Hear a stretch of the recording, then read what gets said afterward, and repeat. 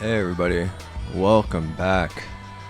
Welcome back to the Friday the 13th radio broadcast of the Jindo. Hope you all are having a good time. I'm having a good time. It's been a hell of a week. I hope you guys had a good week. And I hope you guys enjoyed the last two episodes I posted. I did some back-to-back episodes on Wednesday and Thursday. So, yeah, I think the episodes have been a little staggered the past month or so. But I tried to at least get one out in the beginning of the week, either Monday or Tuesday, and then another one toward the end of the week, and then one on the weekend. But I think if you've been a loyal listener from the very beginning, there was a while where I was churning one out every day. It was 4 to 5 days a week, all throughout the week, and I think I did one on Sunday as well. That's because, life circumstances were a little bit different. Things change, obviously, especially now with this coronavirus outbreak and stuff like that, which I'll get into in a second because that is kind of relevant to what we're talking about. No matter what you think about it, because I've talked to a lot of different people and I've read a lot of different things, and I have a few friends who are they're journalists and they're embedded in this type of stuff, and I've heard so many different things. I've heard that it's a hoax. I've heard that it's a real deal, and there's all this hysteria. You gotta stock up on your stuff now. You should try to get off grid if you can't. Like, I've heard the gamut of stuff, and it really has started affecting my direct life as well, especially with my day job and stuff like going to the market. I went to the market the other day, actually last night, and there was a line out the door. It took like 45 minutes just to buy some eggs, and it was pretty civil, but still, you never know. There's some crazy videos coming out regarding people hoarding, and someone got stabbed over like toilet paper or some dumb stuff like that. So hopefully you guys stay safe, especially if you're in an affected area with a lot of people who are prone to hysteria and stuff like that. As far as my week, a lot has happened to me in my life in the past 7 days. So first of all, at work, I've had a few people quit just because they because of this coronavirus hysteria, they felt like my job wasn't doing enough to take preventative measures to protect the workers. So they wanted to work from home, and there was a dispute there. I would love to work from home. That'd be great to not have to commute anywhere. But unfortunately, I need to make the money, so I still have to, I guess, run the risk. Which, if you ask me, I think the coronavirus is definitely real, and I definitely do think that people are dying and dropping like flies, especially people who are like over age 75 or something like that. But it doesn't hurt to be young, relatively young, so to speak, with the working immune system. So again, and then, but other than that, though, I did have a death in the family. One of my dogs died. He was really sick for a long time. He had an autoimmune disorder. He's always had issues since he was a puppy, and he's one of the Jindos. So I guess now would be a good time just to go into the namesake of what the Jindo is and where it came from. And it kind of was a goof. Like the picture that you see, I have two. You guys see two different Jindos. So when you watch my videos on YouTube, the opening dog on there is she's one of the baby Jindos, or she was. Now she's like 5.5 years old. And then the other one, when you actually see, especially my recent videos where you have the picture of the dog, the actual picture of that dog there, that is his name is Teddy. He's a big daddy Jindo, and so I guess the dog, his name was Goliath, by the way. Goliath, he passed away yesterday, and he was one of the babies. He was the firstborn, And his name is Goliath because he was huge. He was way bigger than all the other dogs. And Kuma, who is the dog that you see in the beginning of each video, the one shaking her ear, she was Goliath's little sister. She was the runt of the litter, actually. And if you don't know by now, Jindo is a type of dog native to the Korean Peninsula.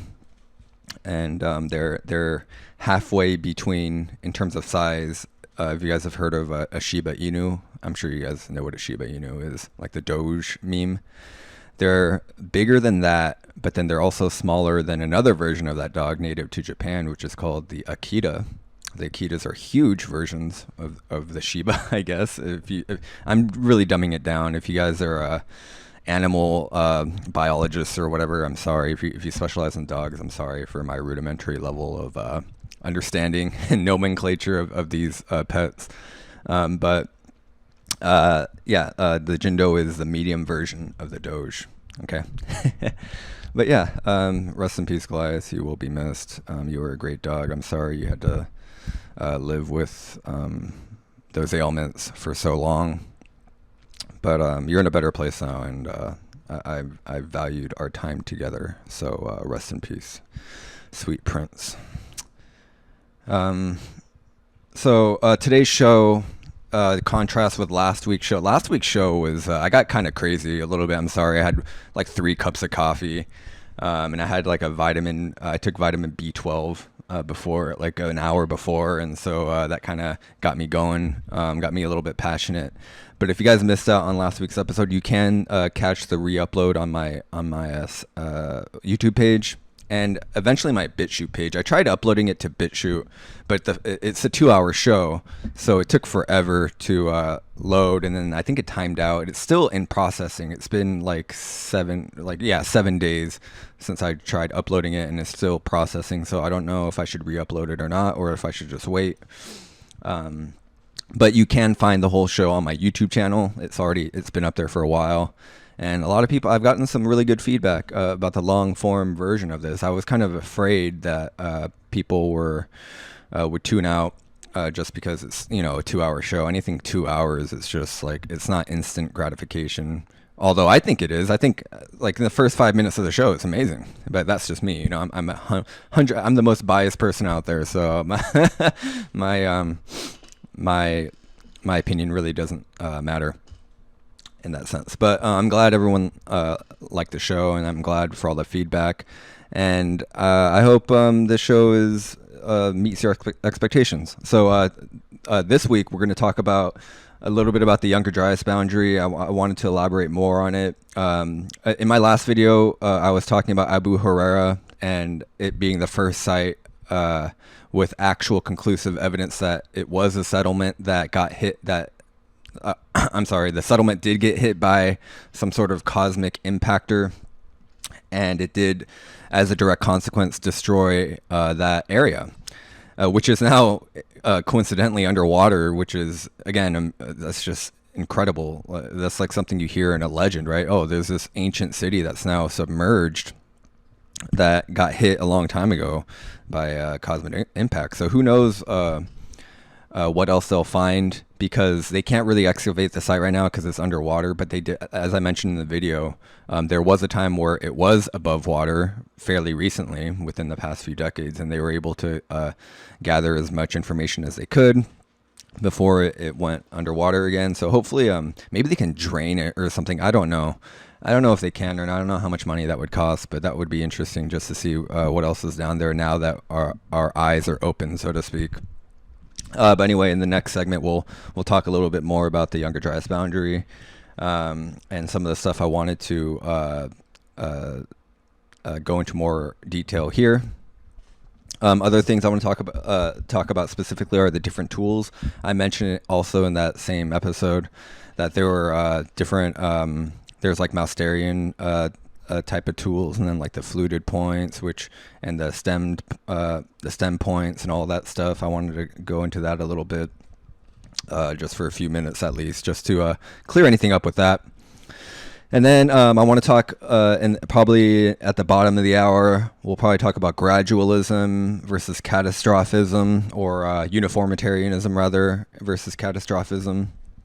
um, which is all geology, geological science stuff, and then we'll talk about the cosmic clock, cycles of time and catastrophe, the great year, cataclysms like clockwork, and the cosmic catastrophe clock, essentially. So I want to talk a little bit about that, and that basically covers my whole premise of my view.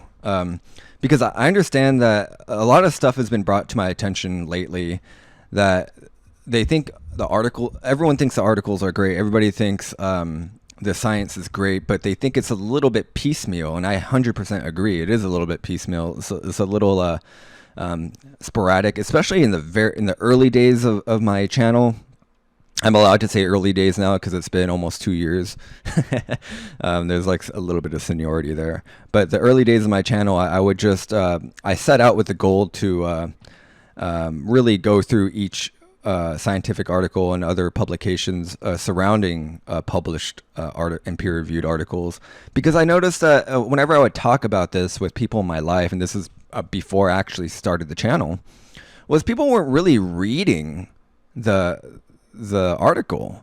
They were just reading headline and then just coming up with conclusions there, but they weren't actually getting into the science, the collection, the technology, the circumstances, all the context. They didn't have like a framing of what a framed understanding of what they were reading, if they even read it at all. So I started out with trying to almost like a walkthrough of a reading, and I questioned myself throughout it. I'm like, well, is this really necessary? I feel like I'm holding people's hands. This seems like I'm stating the obvious, but really, it does help, and it kind of evolved now to where there's this framing now I feel like I should have talked about before, and again, it has to do with cycles of time, human history, our place in human history, and how much is unaccounted for, which is the vast majority of human history. And if you guys watched my episode with Bruce Fenton, we talked a lot about that. There could be many hundreds of thousands of years of human history that are unaccounted for, because again, all we know is what is current written history that goes back 5,000 years or so, which is just a drop in the bucket of time that modern humans have been alive. Just modern humans, which is about 315,000 years, anatomically modern humans anyway. And only like 10 years ago, it was like 180,000. So the Jebel Irhoud guys that I'm talking about now, the oldest anatomically modern human in the fossil record, again in Morocco. Other things that I'll talk more about that later. Other things we're going to cover, some stuff on my news desk that I haven't been able to get to. So these figurines, we're going to talk about ancient figurines in, I think, Mexico and Çatalhöyük in Turkey. So very interesting stuff there that we'll get into at the top of the next hour, hopefully, if the timing's correct. And then the bottom of the second hour, I'll read some more listener comments. There's a lot of great comments recently in the past week, so I definitely want to get to that. And then I want to add a feature. I wanted to do it this week, but I just couldn't, and that was to open Skype lines so you guys can call in and we can have a dialogue there. And I do want to reserve, hopefully as early as next week, I want to reserve time for you guys to Skype in, and then we can kind of have a back and forth a little bit and just talk about whatever's on your mind. And I definitely want to cover that and get that going. Just one sec. Let me see if these are my levels working. It should work. This should work. Okay. Anyway, so all that is coming up in the next hour, in the next segment. And we're gonna take a little break, and we'll get into more Younger Dryas stuff. So stay tuned.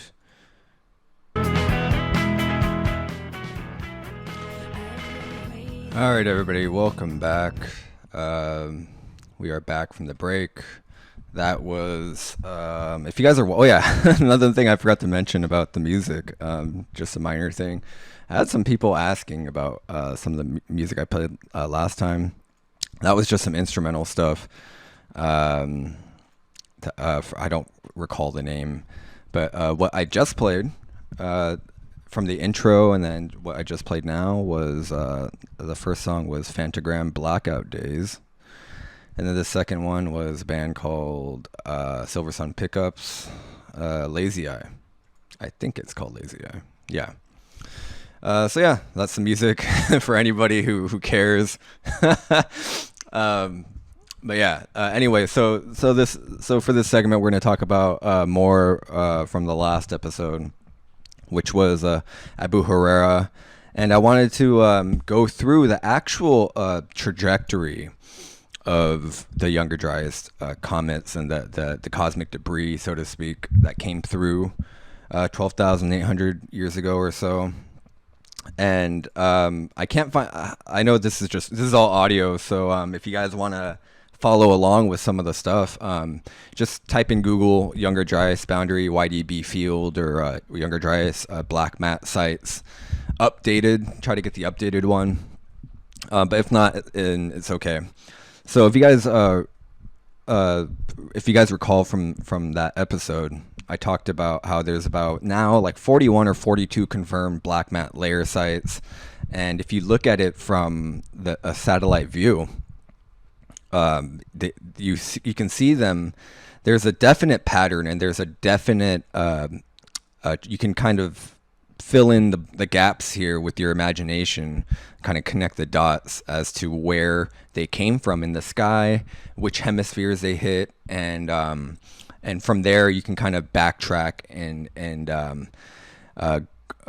see backtrack all the way to 12,800 years ago, and just see what the Earth's position was at the time of impact, and then from there you can kind of guess where they came from in terms of where the sky was. It came from where the constellation Taurus is, and if you guys know about the precession of the equinoxes, this will make way more sense. But we'll go over that later. We'll go over that in a sec.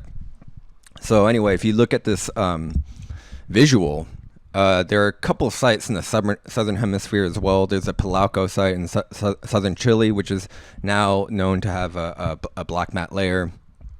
And then there's a place in Spain, northern in Western Europe, and then the one Abu Herrera, which is in Syria, which we talked about, and that's the easternmost of the boundary. And by the way, I mentioned this in the last video, but if you're just listening now, the Younger Dryas Boundary is essentially the area, the geological area, the surface area of the Earth, the extent of these sites. Okay. So the westernmost sites are in the western part of the United States and off the coast of California and Oregon.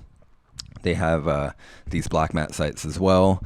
As far north is Greenland, which is a Hiawatha site, and also northwest in Canada as well. So if you're looking at the map now, it looks like a lowercase r, or like an N, a lowercase n that is off kilter a little bit.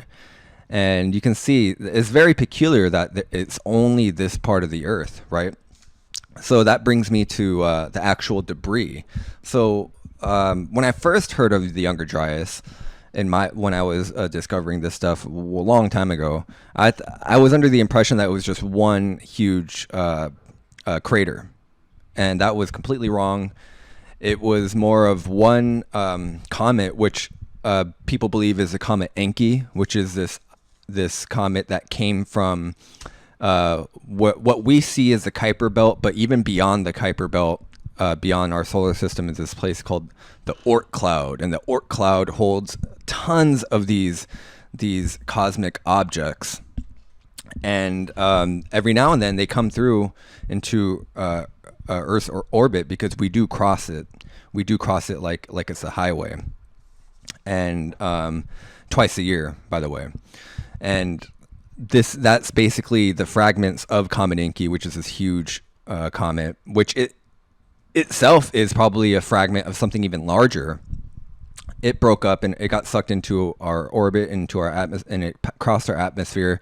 It proceeded to break into a bunch of pieces, and then it landed at these black mat sites, which are now, I think they're about 40, 41, something like that.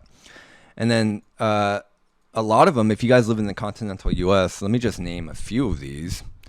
There's the Topper site. Okay, there's a lot of them in the Carolina Bays. The Saginaw crater, which is in near the Great Lakes. Daisy Cave in the southwest of California. Blackwater in New Mexico. Murray Springs in Arizona, on the border of Arizona and Mexico. And then if you go up north in Canada, we have Lake Hind, Morley, the Chobot site, all of these, Lommel. These are just some of the sites here. So you could, I don't know if they're open to the public, but you could definitely go and check them. I think Blackwater is actually in New Mexico, but don't quote me on that. I'm not sure for sure. And as far as other sites, I'm pretty sure that there are other black mat sites as well, in addition to all these that I covered. And only a few years ago, there were only like 15 to 16, like 20 sites. And then now it's doubled since then. That was like, I think that was like 2011, 2012 or something like that. So yeah. And then another thing that I wanted to go over were the different tools in North America.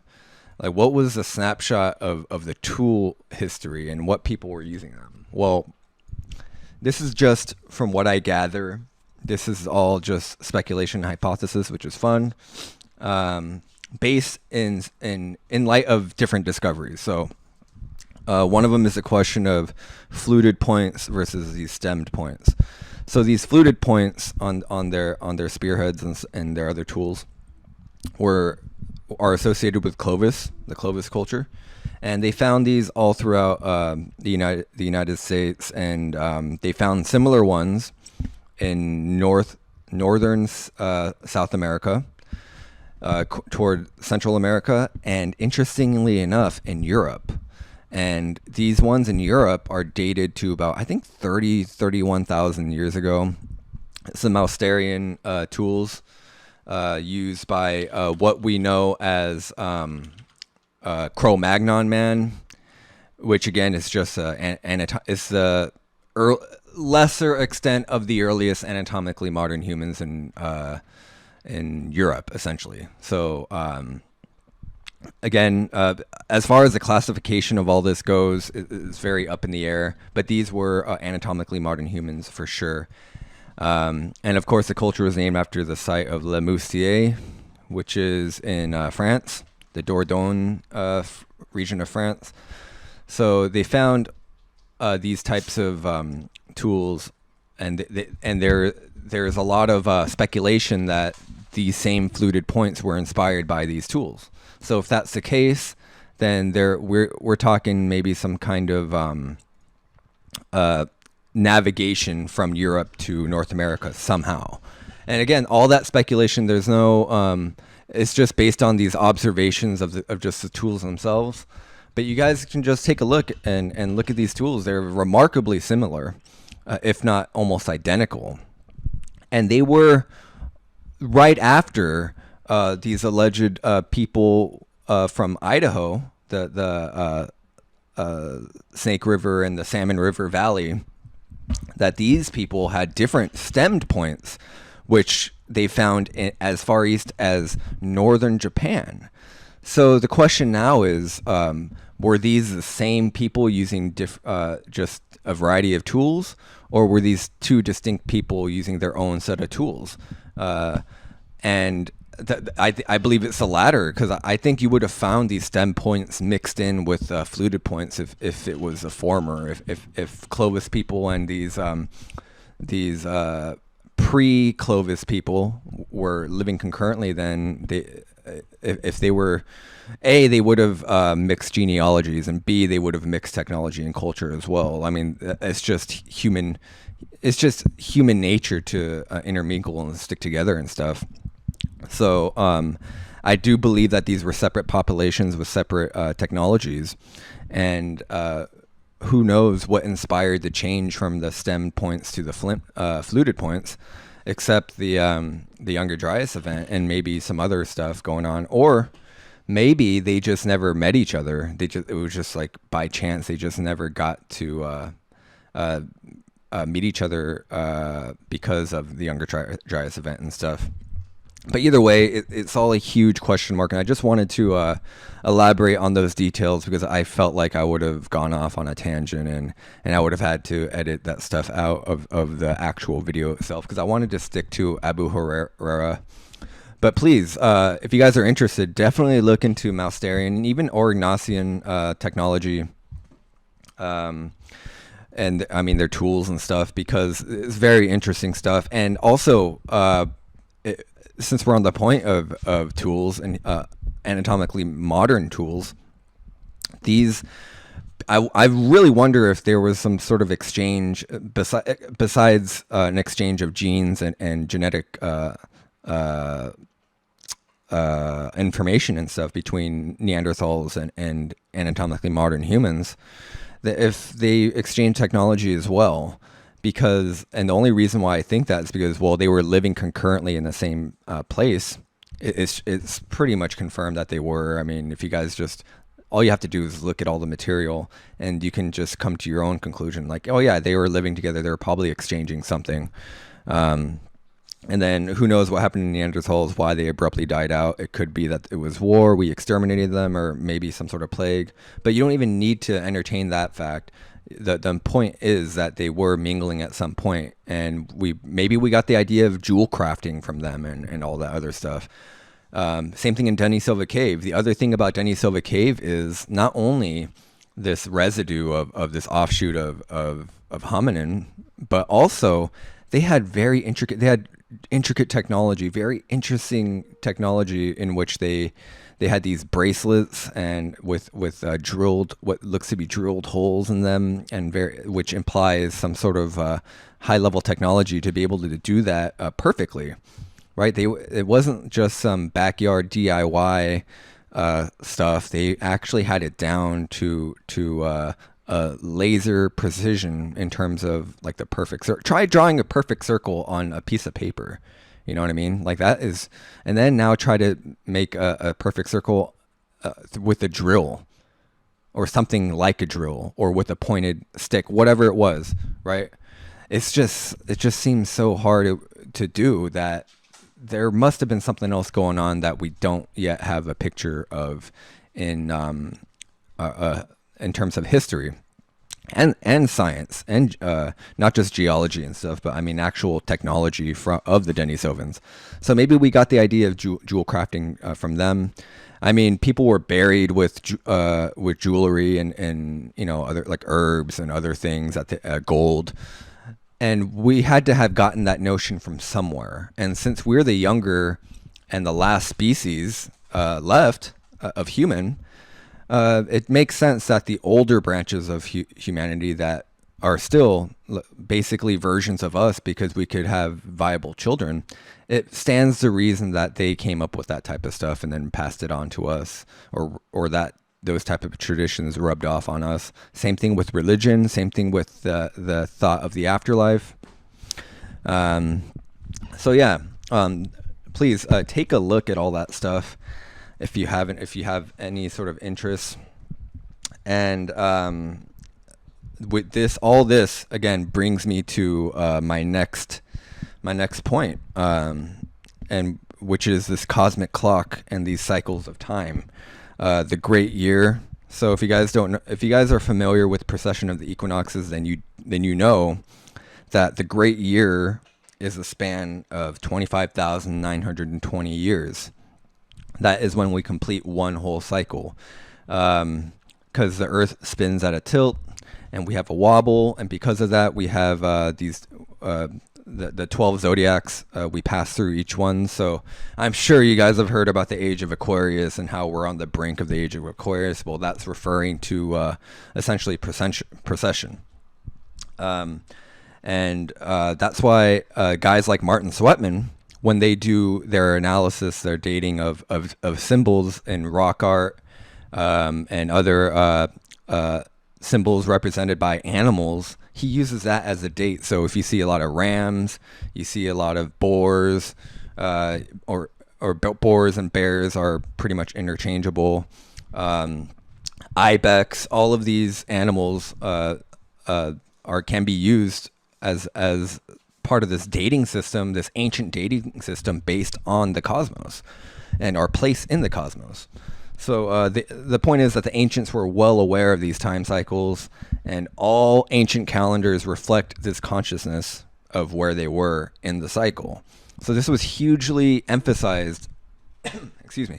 This was hugely emphasized by the ancients, and they were obsessed with the sky. And it's not frivolous, guys. It's far from it. It was the most pressing matter to them ever, because they knew somehow, they were well aware of not only the Earth's movements within the greater solar system and the solar system's movement within the greater galaxy.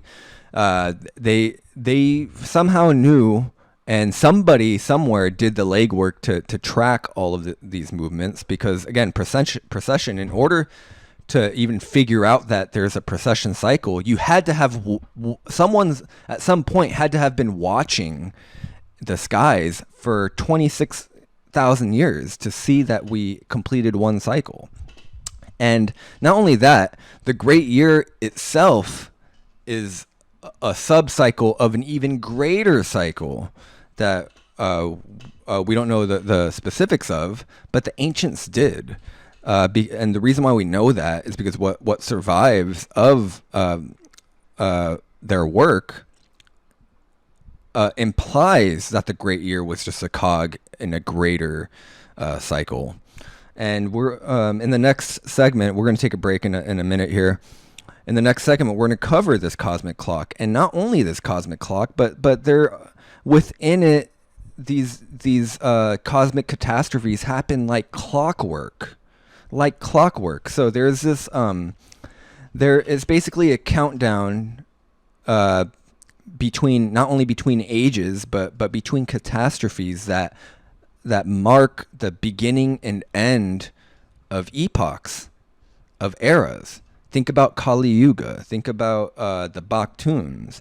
Think about the Sumerian kings list. What the hell are these things? Well, they mark. It's a temporal and physical marker of eras.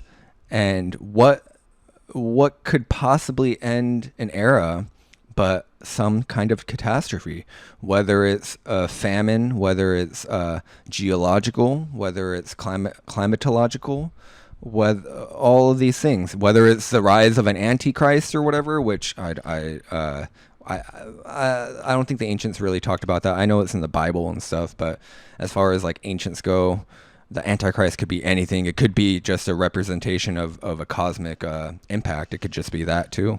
But anyway, we're going to talk more about that. We're going to get into real deep stuff.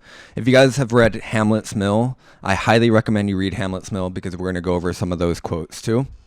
We're going to go over some ancient evidence and some ancient quotes, including quotes from the Bible and like the Ezekiel and Job and Revelations and all that stuff, as well as other quotes from scientific articles from like the 70s, quotes from Hamlet's Mill. By the way, if you guys want a reading, some suggested reading on this, definitely read Hamlet's Mill for sure. Just start with that, because if you have no idea what I'm talking about, you must be so lost.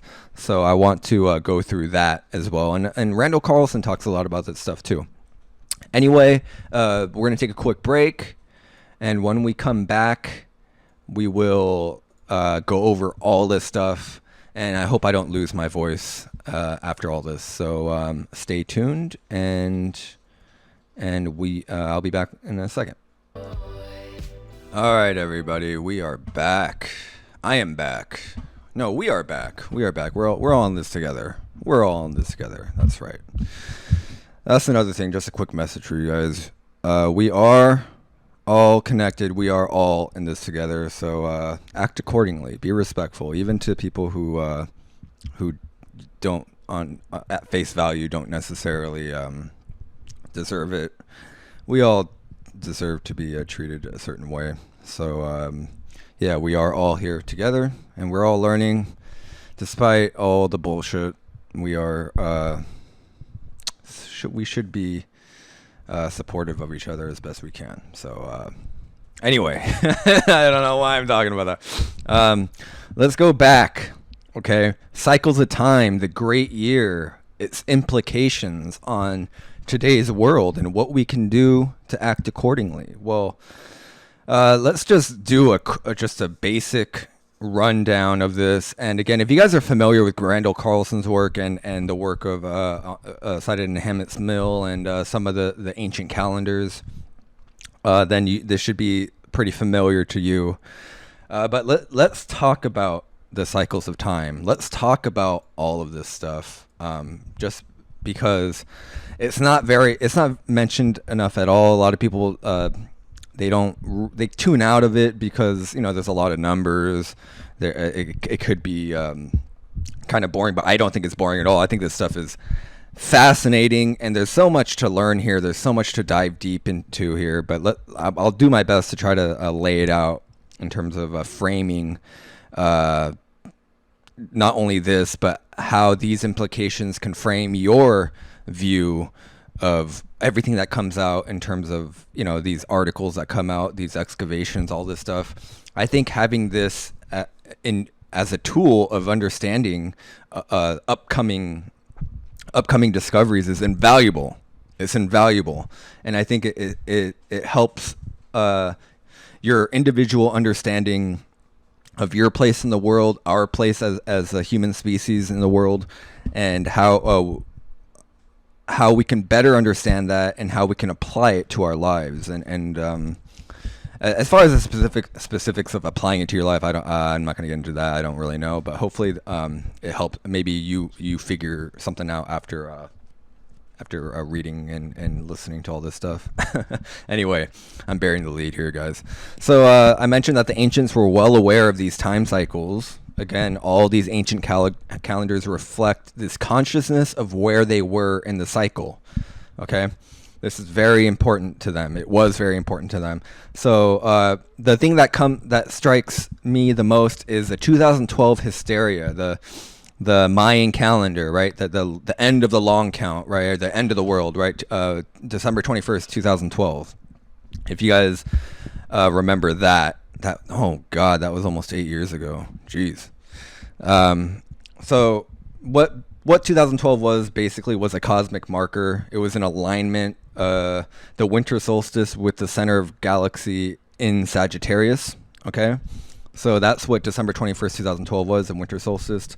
And the Mayans knew that, and that was just a marker, right? That was the end of their calendar, or end of their cycle, and then the beginning of the next count. That's what that was, okay? Everything else, the hysteria, all that stuff, the end of the world, a cataclysm was going to happen, all of that was just superimposed into it, attached to it after the fact. It's like that with any hard doomsayer date, right? If you guys go back 12 years before that, go to Y2K, that had nothing to do with an alignment. But again, it was hysteria, it was a date, and all this stuff gets attached to that. And I don't know if you guys remember Y2K and everything that was going on there. I think when Y2K was going down, I was in junior high school. So I still do remember my science teacher freaking out about it. He was freaking us out. He was just trying to, he was like fear porning us. Now that I think about it, just like saying, "Oh, tell your parents to buy all this stuff. Don't go on the computer." It was just like really, in retrospect, just lame of him to do that. But again, it was the year 2000, 1999, 2000. It was a different time, ladies and gentlemen. And if you're young enough to not remember that, let me just tell you, there was a lot of misinfo going on and a lot of misunderstanding, especially when it came to computers. And computers itself, that's a whole nother episode. I think computers are, in some aspects of it, divine, sacred technology that we still don't really understand, transistors and all that stuff. Anyway, that's something else. I'm getting ahead of myself here. So 2012 hysteria is a good example of how the ancients were aware of these time cycles.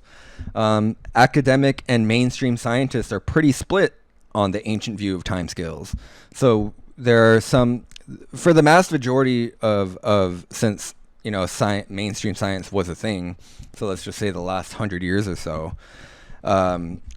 they were pretty split. They're one camp saying it was kind of like an elitist camp, where the ancients they really didn't know what they're talking about. There's little that we can glean and apply to our modern life and to modern science. There's nothing to take away from it. And then there's a growing contingent of scientists who are more open-minded to ancient teachings, and they feel like learning from them is very valuable, and it merits more investigation and more integration in our understanding, because really we don't really understand our place in the universe as well as we think we do, right? That's why books like which I think are still valuable to read just to know what's out there. I'm not trying to shit on anybody. Like the late Stephen Hawking's work, How the Universe Works. I read that a few times, and again, I've heard people saying like, "Oh, it's a satanic text. Oh, it's just trying to diminish your view that you don't matter and that the greater, like you're nothing and you're just a speck in the greater cosmic scale." And whether that's true or not, whether that was really Stephen Hawking's agenda, is neither here nor there for me. But I mean, I could acknowledge that, and it does have that side effect of making you feel insignificant. Whereas with the ancients, they not only did they emphasize their place, or our place as a collective human race on Earth and in our cosmos, but also the individual was stressed too, because everyone's on their own journey, and the afterlife was intertwined with the cosmos in some way. But anyway, we don't have to talk about that. If you guys have comments on that, please leave comments, tweet me out, all that stuff, and I can talk about it in the next show during our listener comment segment. Anyway, so in terms of academia, we've been fed this gradual, linear, uniformitarian process, which may be true in a vacuum, right? So uniformitarianism is basically things happen on long time scales, and it takes long periods of erosion, long periods of change for the landscape to sort of drift and move around. And it completely discounts the cycles of catastrophe that we're talking about. And for whatever reason that was going on, I don't know, but it's dominated the last 100 years or so of especially geology. Geology is a big one.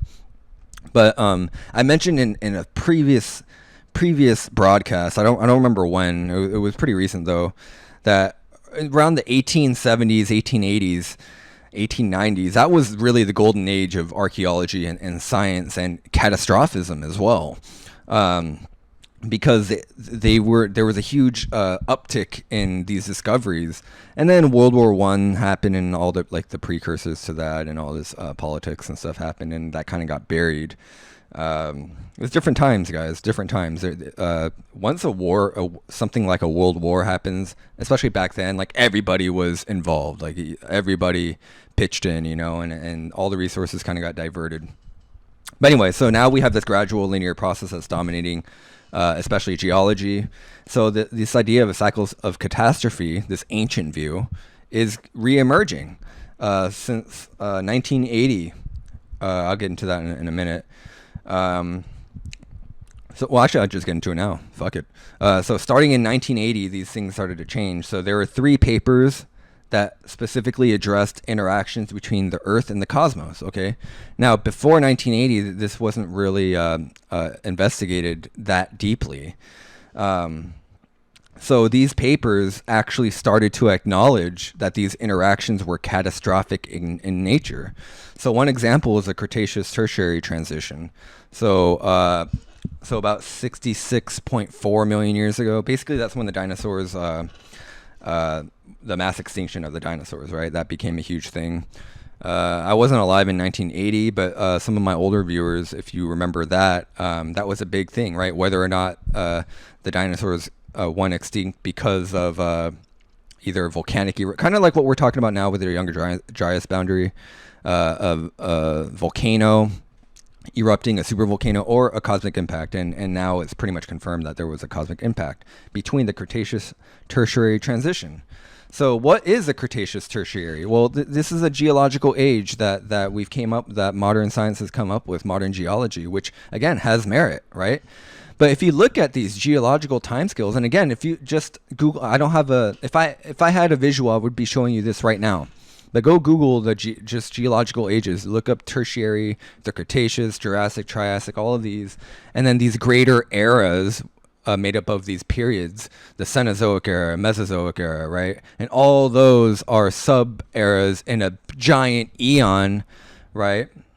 And so on and so forth. So doesn't that sound familiar? The ancient, when I talked about in the last segment about cycles of time, sub-cycles in time, the great year being itself a sub-cycle and a larger, even greater time scale. All of these guys, we're on the same path, but just we're independently getting there. And when I say we, I mean modern science compared to, of course, ancient, what the ancients were saying.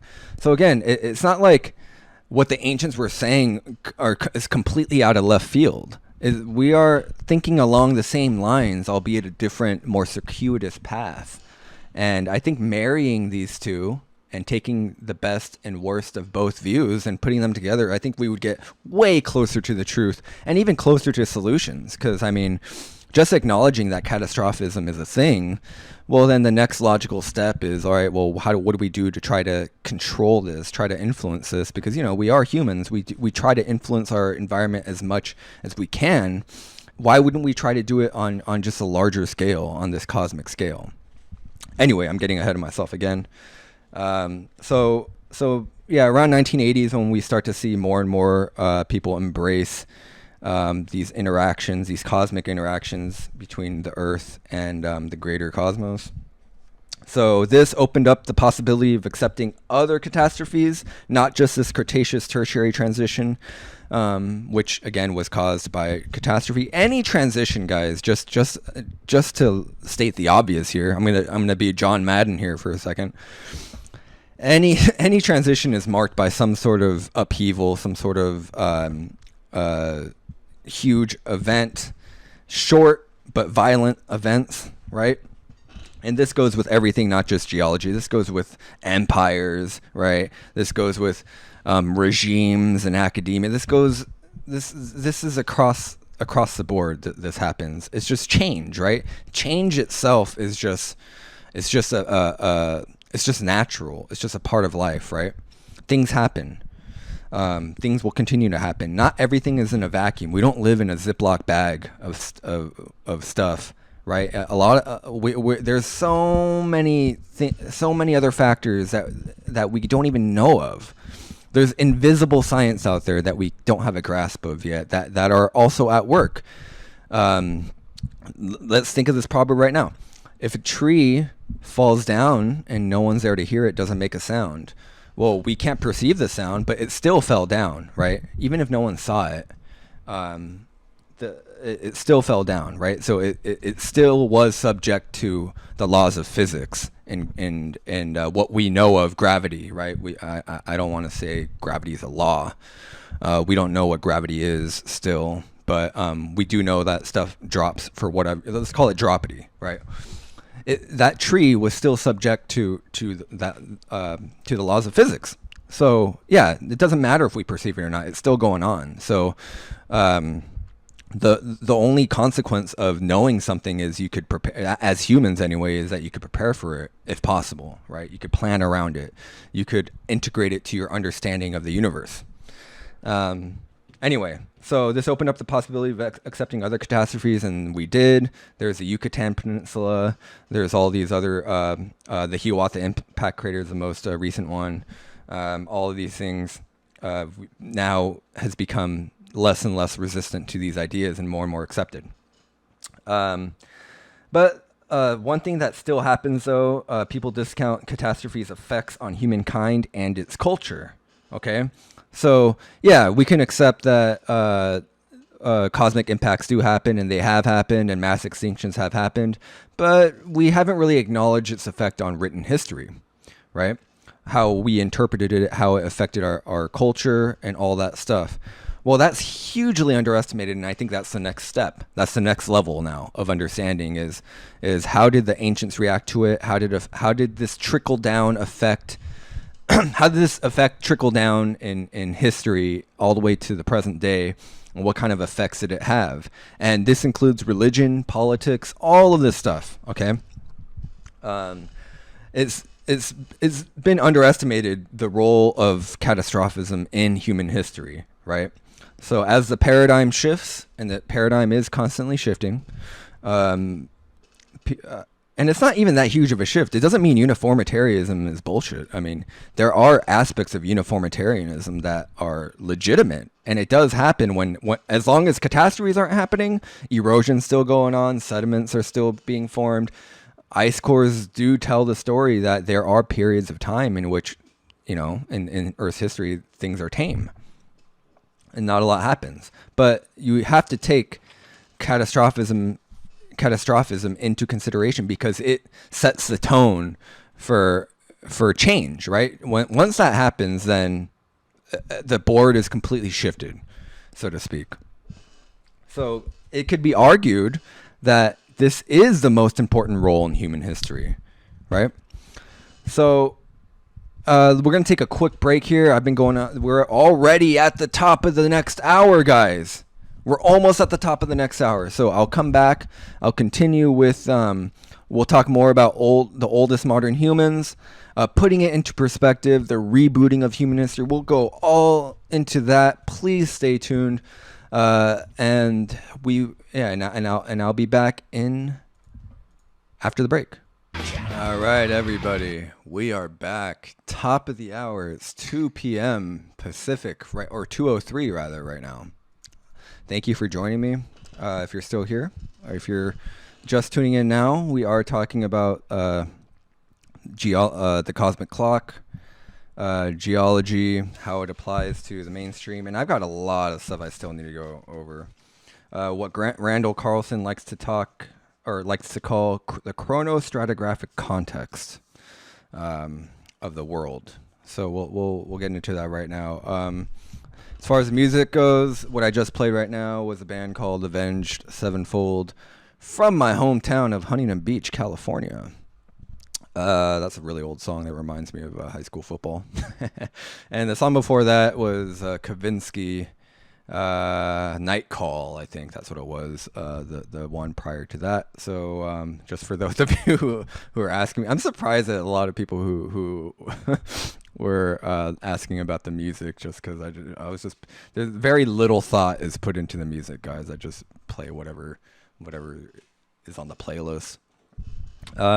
Anyway, so I ended the last segment with talking about how this idea of catastrophism is the most important role in human history.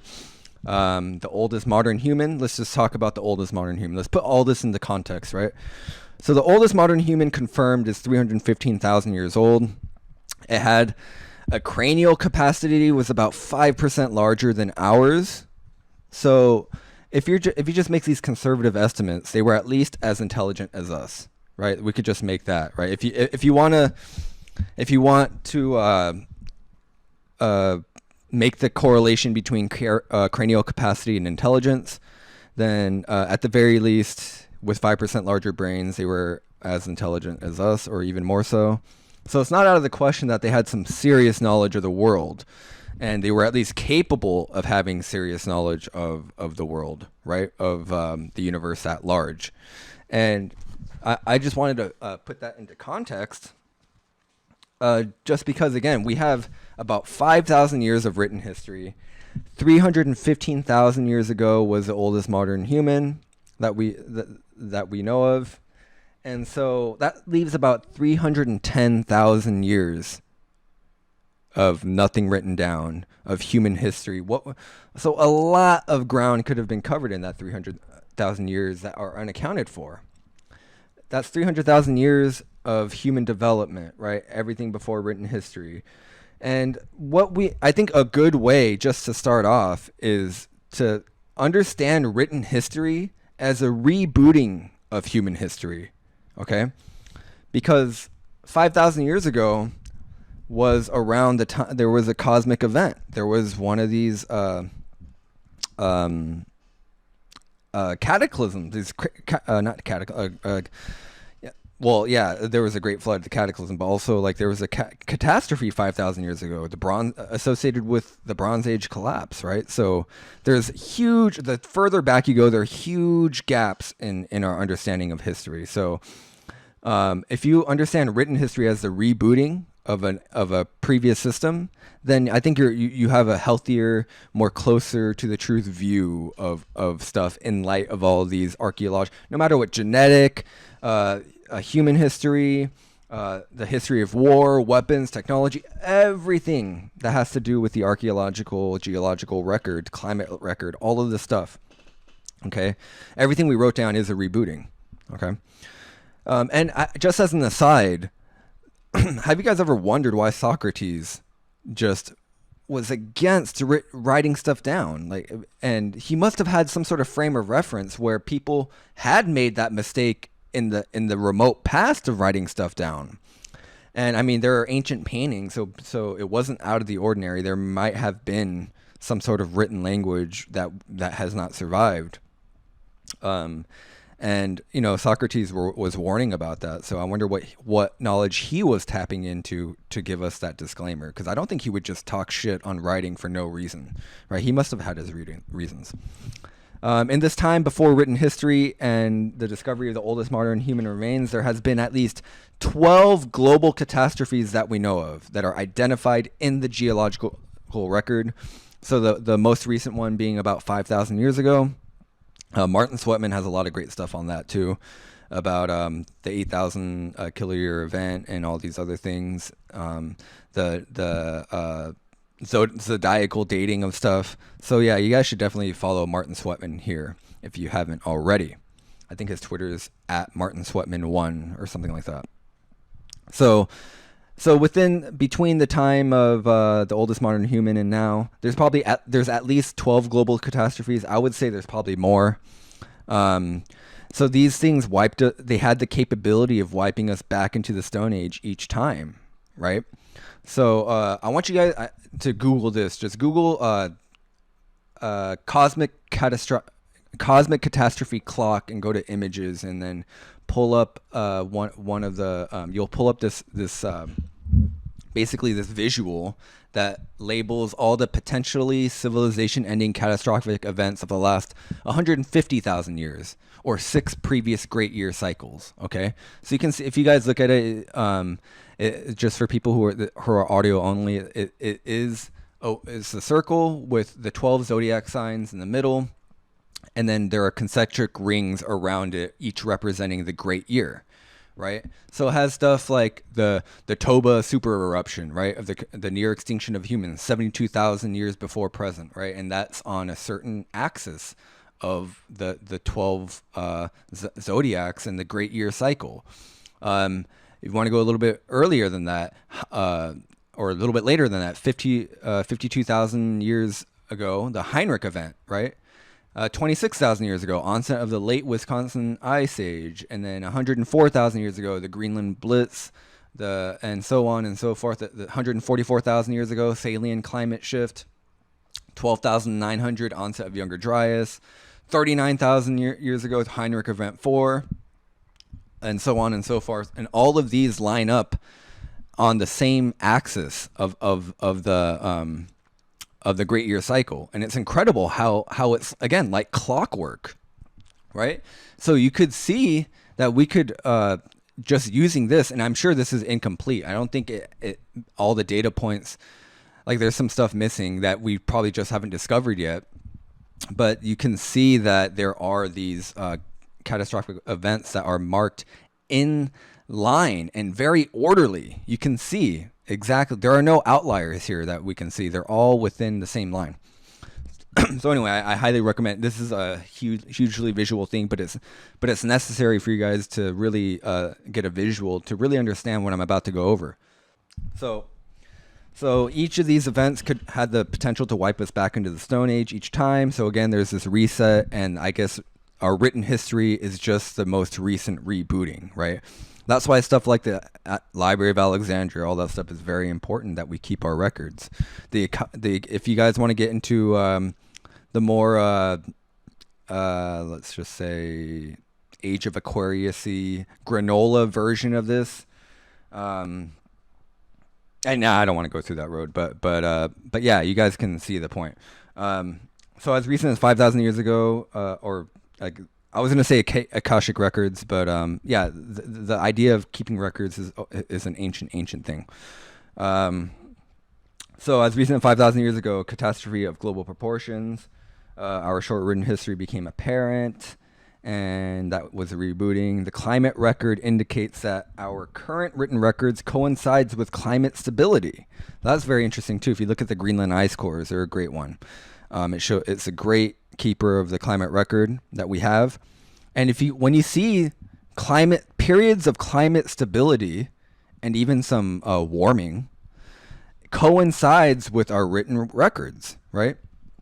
So whenever there's stability, our records are not pristine, but as close to pristine as you can get without, warlords coming in and burning the library and stuff like that. And it's very interesting. You can see that in architecture as well. Periods of great architecture and great works, great cultural works, great artworks coincide with warming periods. So again, all of that, when you take the long view, it was very apparent to the ancients. Okay, that's part of the reason why they wanted to preserve and understand our place in the cosmos, right? Okay, so the last 200 years constitute some of the most stable periods of the last 5,000 years. So right now we're in the middle of the most stable. No matter what hysteria you read in the news, no matter all this global warming, all this shit, the last 200 years have been great for us, okay, in terms of climate stability. Okay, that's something to keep in mind, all right? And also, it ain't going to last forever. The stability ain't going to last forever, guys. That's ridiculous. There's going to be some crazy shit that's going to happen again. And I'm not even just talking about coronavirus. I don't think the coronavirus constitutes one of these events, these civilization-ending catastrophic events. I don't think that's what this is. But some sort of cosmic catastrophe is on the horizon, guys. I don't want to be an alarmist, and I don't think it'll happen maybe 30 years. I don't know, but it might not even happen in our lifetime. But it is coming in terms of the great, if you're talking about vast geologic timescales. I mean, it's pretty close in terms of that. In terms of our everyday life, it could still be far off, but this is something to think about. And this is what the ancients were thinking about. And if you can understand as close to what the ancients were thinking about as possible, then you can interpret the data that's in front of you. Again, modern technology is great for finding data. Throw the baby out with the bathwater here, but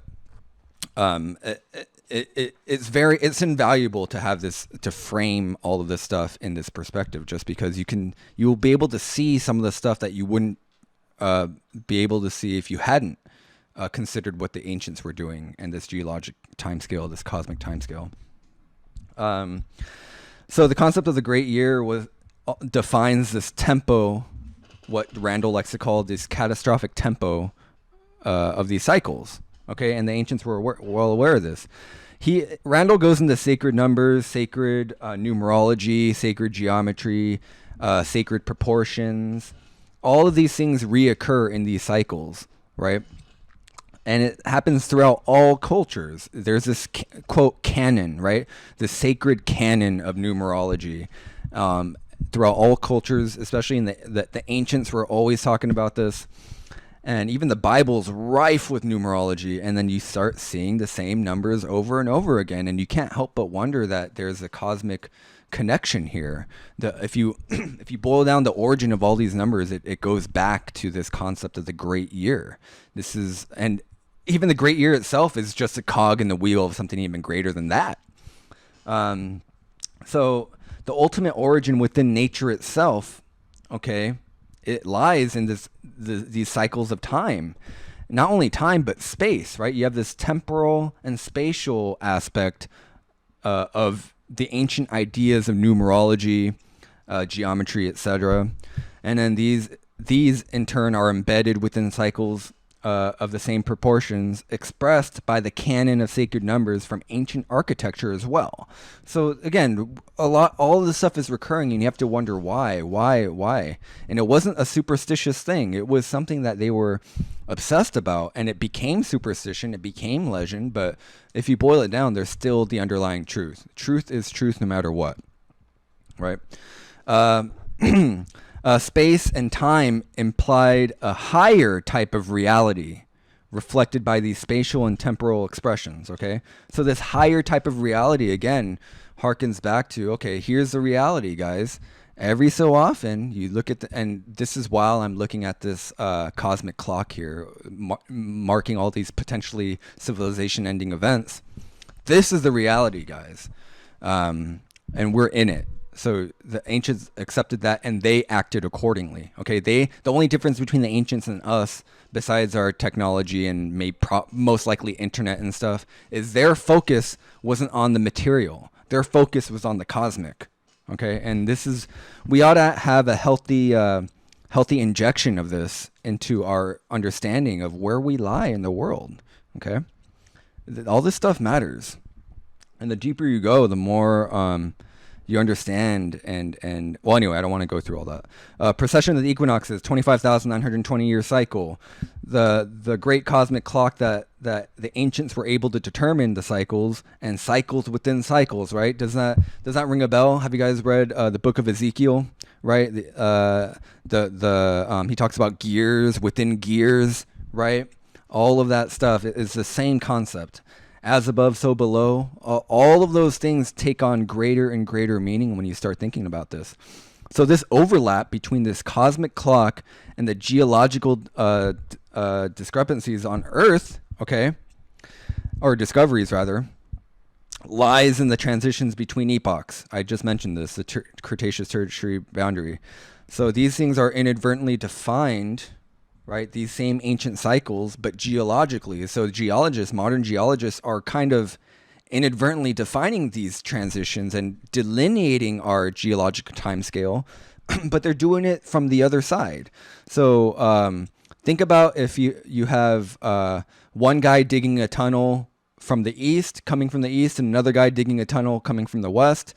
And they're just getting closer and closer, and they're along the same line. It's just a different perspective, a different direction that they're coming from. So these geologists are just doing it the other way around. And not just geology, archaeology as well. So we are getting closer and closer to coming in line with the ancients. Although, how long that's been going on, probably since the 1980s, like I said earlier. But I don't know when things are going to come to a head here. But guys like Graham Hancock and stuff are trying to get it out in the open. By the way, those guys aren't scientists. Graham Hancock is not a scientist, okay?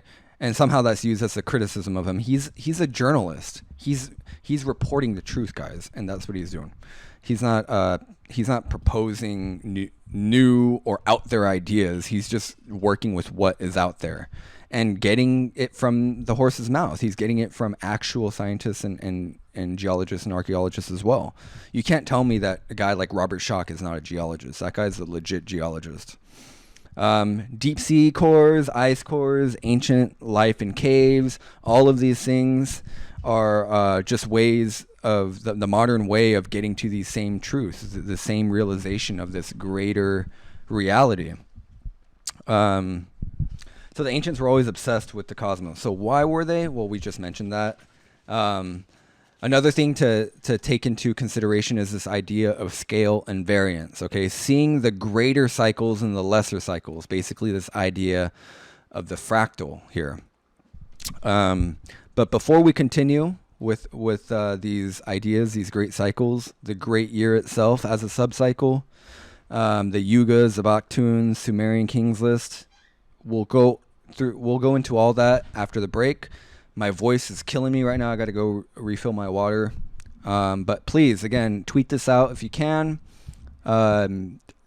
Share all this. Leave me a comment. I love reading the comments, and I love getting these links that you guys send me. Like Mario, he's one of the commenters. He sent me a great link the other day, and I'm still going through all that stuff. And he translates it from Italian.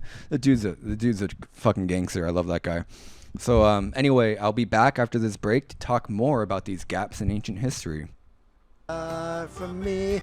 All right, everybody, welcome back. We are back at the bottom of the hour. Okay, I looked at the time. There's some other stuff I wanted to go into, like the gaps in ancient history, as well as the modern view, how modern science is filling in these ancient gaps, and vice versa. And obviously, our challenge now as learners is to merge the two worldviews accordingly and get closer to what the ancients were obsessed with, which is, again, the chronostratigraphic context, right? But anyway, I don't have time to really get into that because, again, we're at the bottom of the hour and there's some other stuff I want to get to. So let's just go straight into some of these quotes here. I think these are fascinating, right?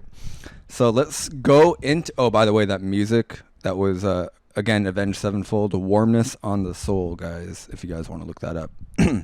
Okay. So let's look at some of these quotes, and then we'll get into some of the listener comments, and then we'll end the show. So this is from Ezekiel, the first chapter, okay, which, again, has not been accepted into the biblical canon, but it definitely should be part of the Bible. So here is Ezekiel here's a quote from Ezekiel chapter 1. Now it came to pass as I was... Hold on. Let me just make sure I'm on the air here. Okay, good. We're good. I'm sorry. Ezekiel chapter 1. Now it came to pass, as I was among the captives by the river of Shabar, that the heavens were opened, and I saw visions of God. And I looked, and behold, a whirlwind came out of the north, a great cloud, and a fire enfolding itself. Also out of the midst thereof came the likeness of 4 living creatures, and every one had 4 faces, and every one had 4 wings. As for the likeness of their faces, they 4 had the face of a man and the face of a lion on the right side, and they 4 had the face of an ox on the left side. They 4 also had the face of an eagle. Now, as I beheld the living creatures, behold, one wheel upon the earth by the living creatures with his 4 faces. The appearance of the wheels and their work was like unto the color of beryl, which is green. And they 4 had one likeness, that their appearance and their work was, as it were, a wheel in the middle of a wheel. Okay, so there's a lot of stuff going on there, right, guys? Let's just go over, if you want to look at it from like a zodiacal perspective, let's just look at some of the stuff that they had. So the first thing was, the first obvious thing was the whirlwind coming from the north, the great cloud, the fire enfolding of itself. Obviously, that's a description of some sort of cataclysm, some sort of, whatever it is, eruption, explosion, whatever it is, right? Some people think it's like a laser, like death ray technology. Some people think it's bombs. I think it's probably a common impact of some sort. But again, it's there in the book of Ezekiel. The other thing, the obvious thing, the 4 faces, right? And then 4 wings. So we have man, which is us, and then the face of a lion, which could represent us, the earth passing through the age of Leo, right? And again, the same thing with the Sphinx, right? It was pointing toward the spring, I think the spring equinox, facing due east, and again had the alignment with where the constellation of Leo would rise, right, on the spring equinox.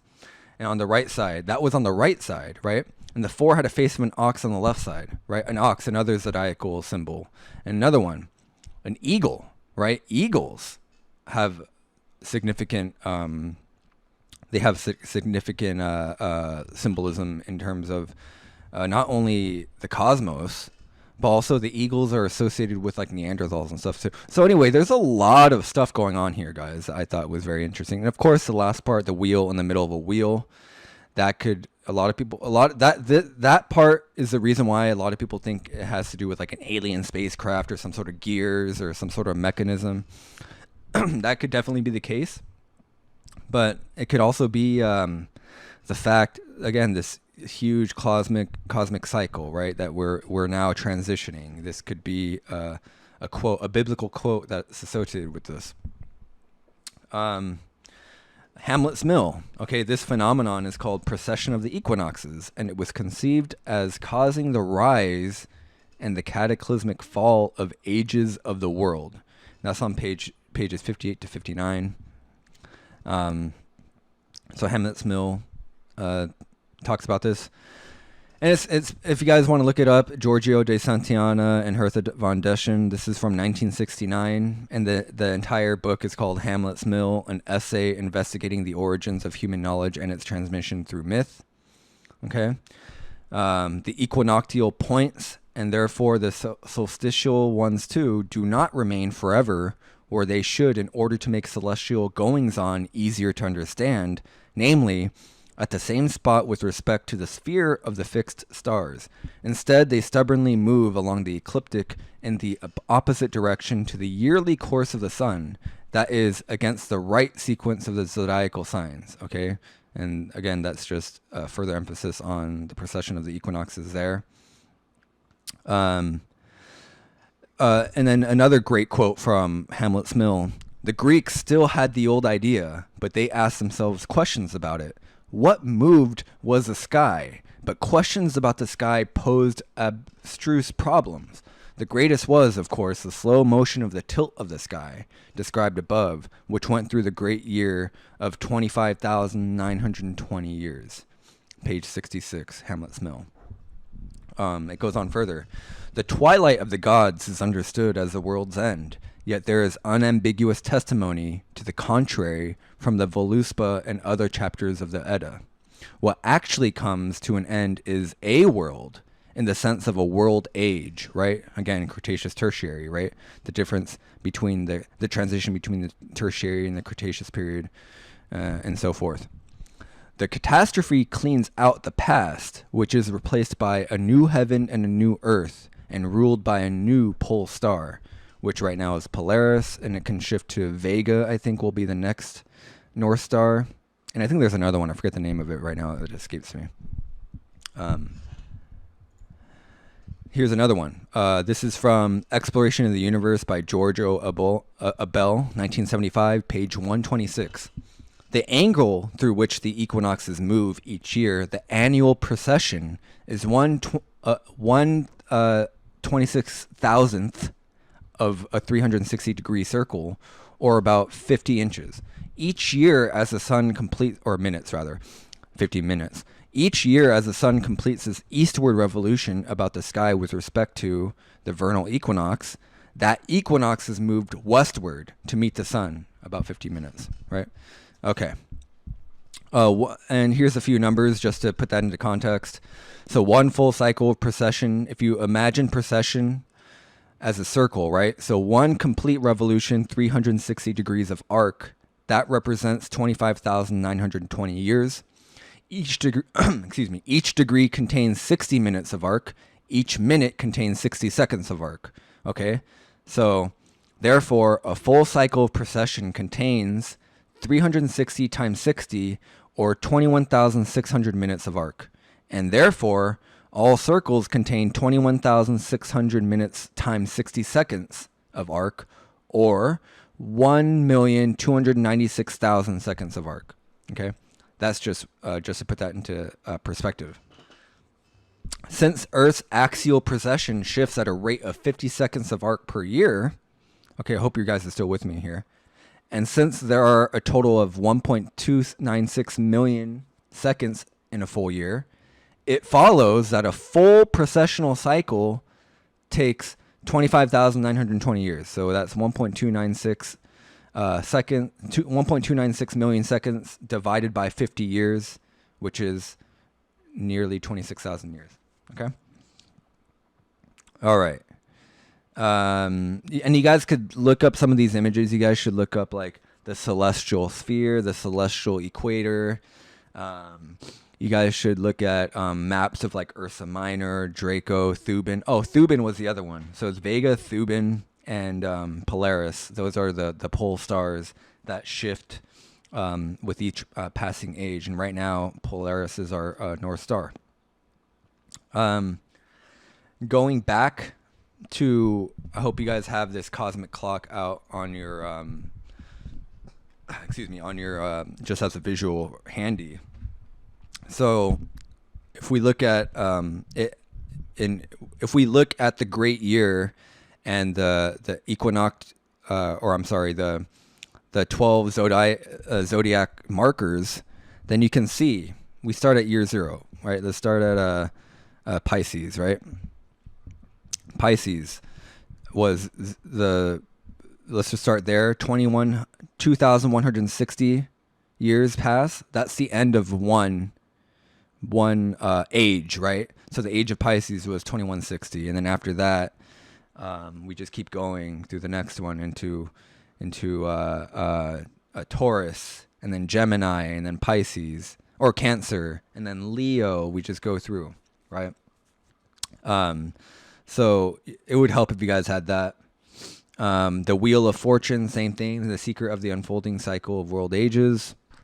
Just have all those out as I read this next part. So here's, this is from Jesus Christ the Sun God by David Fiddler. This is a 1993 book, page 160 to 161. Yet Aeon had another meaning in the ancient world, which is frequently overlooked. It referred to the vast ages, the 12 aeons or Platonic months, which make up the great year.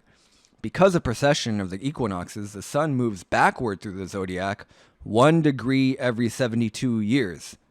Okay, that's interesting. 72 years is like the average human lifespan, right? So every generation, so to speak, moves 1 degree.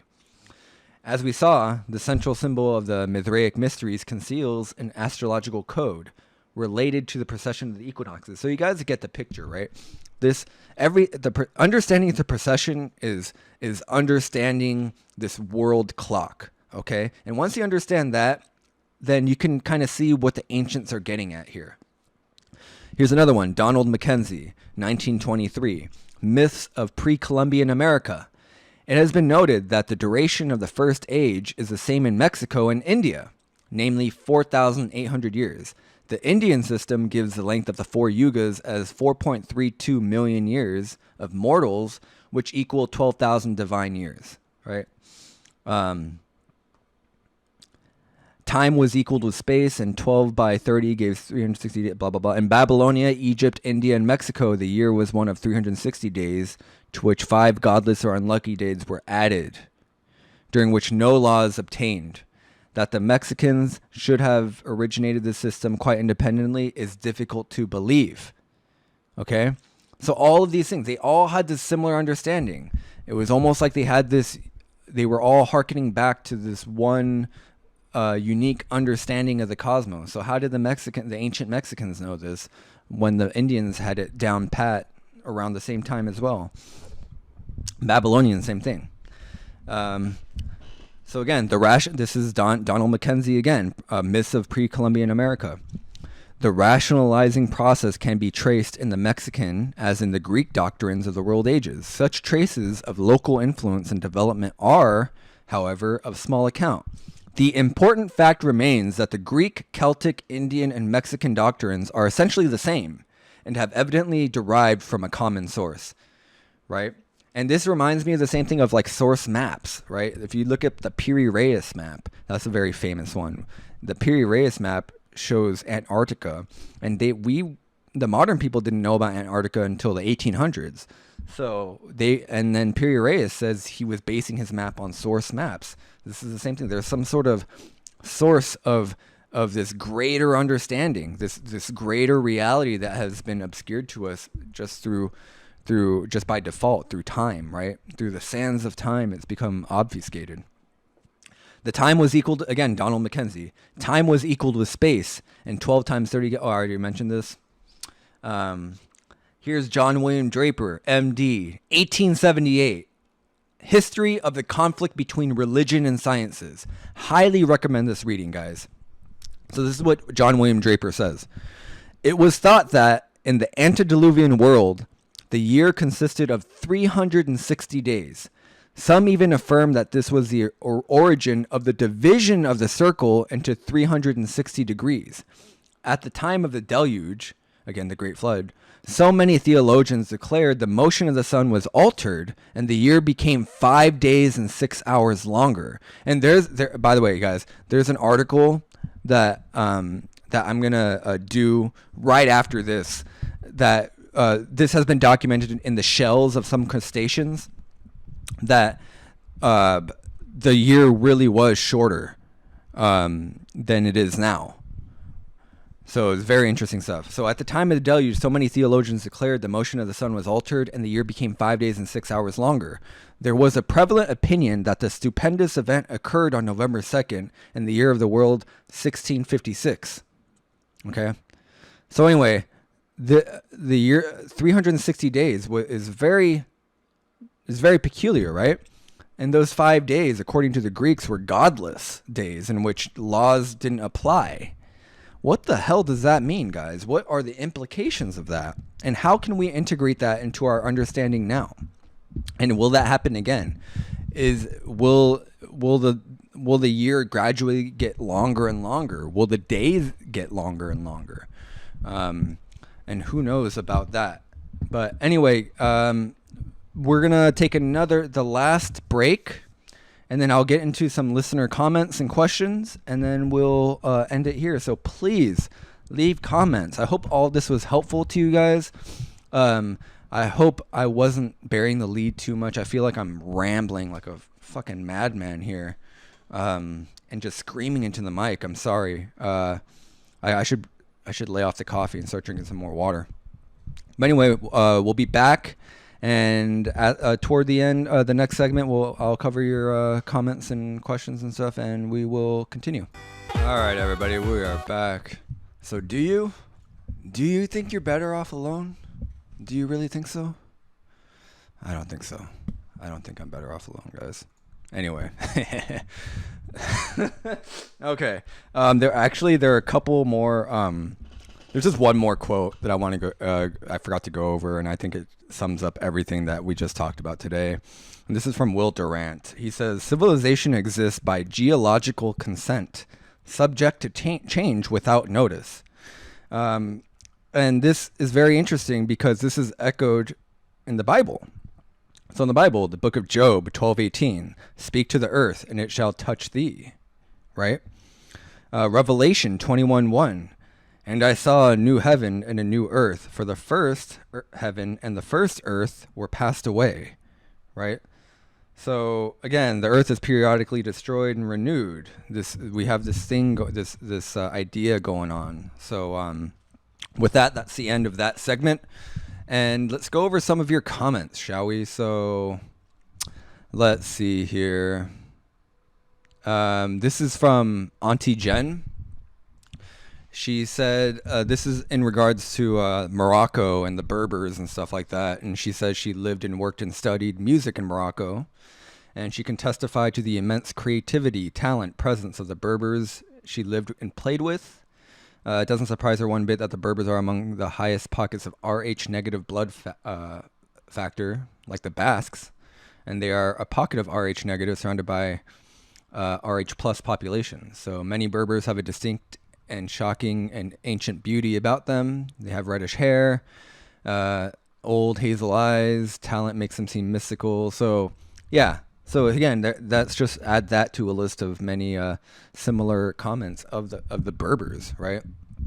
So and the reason why that's relevant is because last week I did an episode on the Green Sahara, and some of the nomenclature of the areas, like the mountains and some of the natural features, still retain the native Berber language. Like they're still referred to by what the ancient Berbers were calling them in their language long ago. Let's see. Lex non-scripta, better than Willow. Just kidding. Glad you posted long shirt. Oh yeah. I last time I mentioned the first Carvajal and Oriana when they navigated the length of the Amazon River And the movie, I said that there ought to be a movie, which there was. It's called Akiri, The Wrath of God. Agir, The Wrath of God, I think, the Werner Herzog movie. There was, and it's on YouTube. So, yeah, I was just speculating that, hey, if they made a movie, it'd be better than Willow. I don't know. Willow is a good movie, Lex. I will give you that. I was very hesitant to say that. But then again, I don't think I was. I think I just said that just out of nothing. But yeah, thanks. Thanks for the comment. Rowan O'Neill, I'm sure there is research in bird feathers. Oh, already mentioned Rowan, but Rowan's great. Let's see. Grimsect. The mythologies link into a chain that traces the world, but only when you begin in Australia. So he's talking about the oral histories of Australia. Northwestern indigenous tribes worship the crocodile, believe that ancestors became crocodiles after death. They believe the very same thing in Timor, the island directly north of that region, near the Timor Straits. Apparently, it's theoretically possible for the saltwater crocodile to make it across the gap of Timor today, but 50,000 years ago, the water levels were lower and that gap was much more manageable than it is now for crocodiles. So if it's theoretically possible today, it's almost guaranteed to have been possible 50,000 years ago. The Timorese creation myth involves a boy getting lost at sea and befriending a crocodile, riding on its back until it sacrifices itself and becomes the island of Timor itself. So what if theoretically the boy was watching the crocodile swim across the gap from Australia? The boy is like, why is grandfather swimming out into the sea? The boy becomes obsessed with finding out. Maybe we should follow our ancestors to see. Maybe he makes a bark canoe. Maybe he actually rides an old tired crocodile. Maybe he's a little indigenous Steve Irwin and this idea isn't total fantasy. Maybe he's a good swimmer and he just swims. I'm rolling with the bark canoe. It kind of looks like a crocodile. Yeah. This coincides with what I talked about many times before, the idea of intervisibility of islands and island hopping and stuff. And yeah, that story, that oral history is preserved, and it does harken back to this explanation of not exploring the area around you, but just is a testament to human ingenuity and human curiosity and just satiating that curiosity. So again, he makes the gap, right? He continues. This is a long comment, by the way. So I'm going to do it justice. Grimsect, you are the man already. Now on the Australian side of the sea, there is a tribe who is missing a little boy that they loved, that they listened to. They knew he was obsessed with making the gap. Maybe they saw him ripping off a chunk of bark to use as a canoe, but it's almost guaranteed they tried to find him.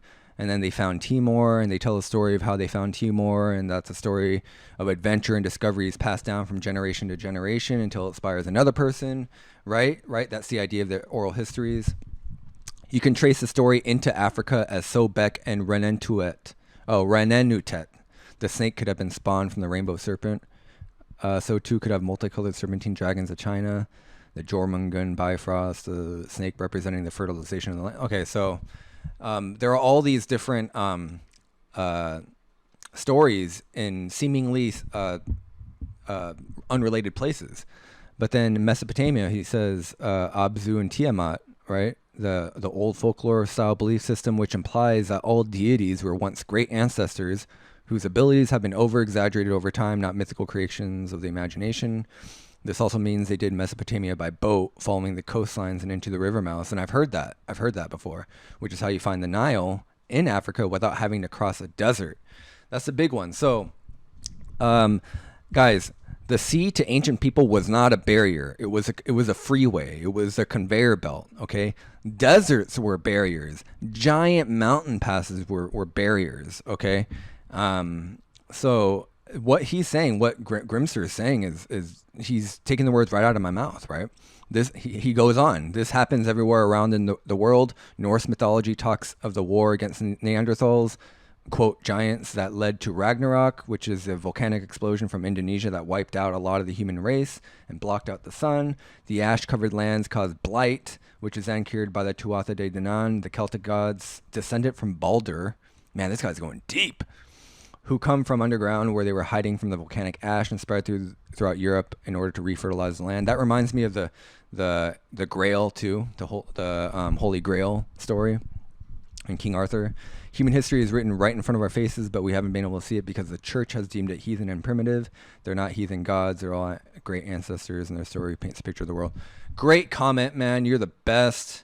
I can't believe I haven't replied to this.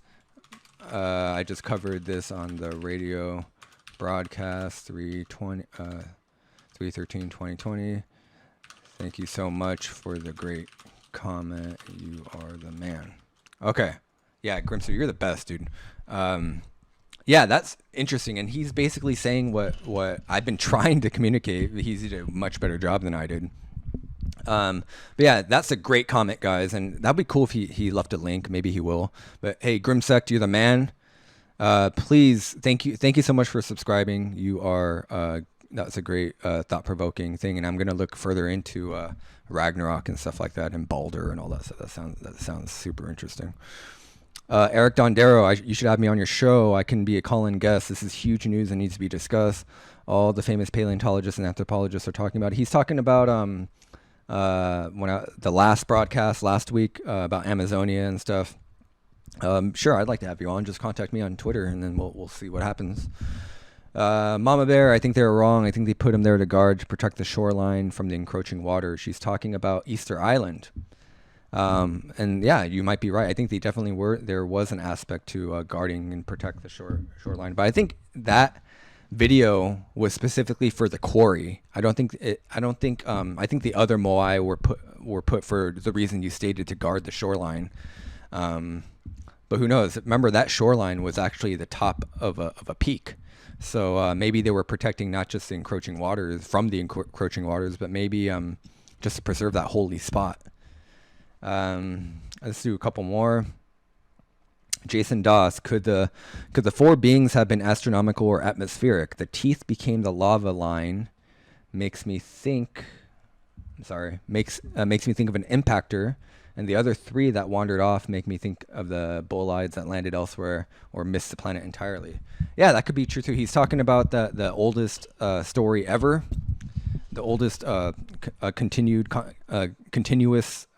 oral tradition of the Gundit Mara people. He's talking about the Bujbim origin story, and yeah, that could be one too. It could have been four bolides that were landing somewhere else, like fragments of the younger Dryas, maybe. Who knows? But yeah, thank you for the comment, Jason Doss. Lurkster, it's so lovely to finally see the original people being acknowledged and recognized by science and archaeology. Absolutely, I agree. That was in response to the last episode on the Idaho, 16,000-year-old, the oldest settlement in North America so far. I put an asterisk there, by the way, just because it's just the oldest accepted. But I think the Topper site is probably going to be older. It's just a matter of time. Pavel Datsyuk, the famous hockey player from Detroit. Hard to imagine cleaning a whole damn mammoth, plus the bones, tendons, and I bet a lot of the guts. Always puts the overkill hypothesis into perspective. Yes, and I was talking about hunting and megafauna and all that stuff in the Cerruti Mastodon site. Mario Simone, glad you saw my comment on the Sirius site. Good video. Yeah. Mario, you're the man. Where is your other comment, though? Mario had a great comment in which he translated an entire article from Italian into English, but I don't have time now. There's only about a few minutes left. Let's do this. Let's end with this one.